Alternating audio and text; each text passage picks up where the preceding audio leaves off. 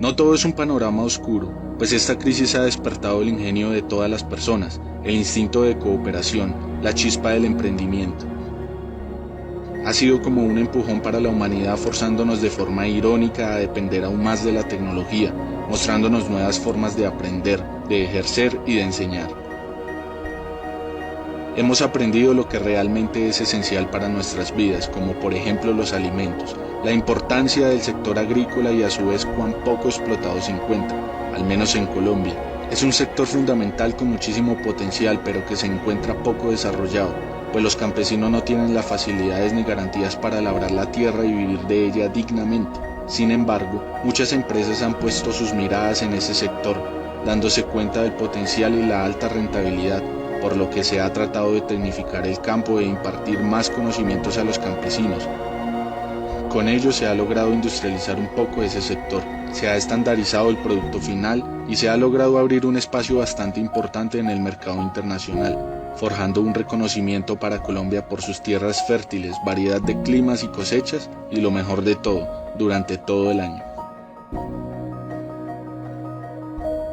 La siembra de aguacate, las semillas achainchi, el rambután, la gulupa, el tamarillo, la uchúa y hasta las mariposas son algunas de las ideas de negocio innovadoras más apetecidas internacionalmente y que se han logrado abrir campo en las exportaciones desde Colombia. Esto nos ha dejado claro la gran cantidad de oportunidades y el potencial que puede haber al labrar la tierra.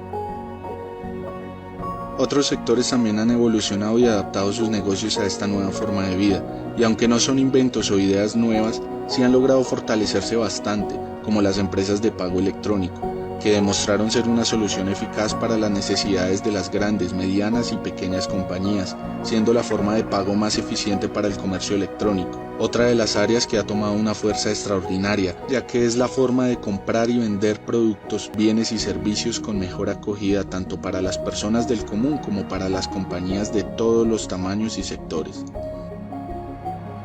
Cada vez se hace más imprescindible para las empresas tener más dinamismo y participación en el comercio electrónico. No solo es tener una página web, sino además tener todo un sistema que permita a las personas interactuar con los productos o servicios y poder adquirirlos de forma práctica e inmediata. Asimismo, incluye tener aplicaciones para teléfonos móviles y también aplicar todas las estrategias de publicidad, marketing, mercadeo, posicionamiento, alianzas estratégicas, etc.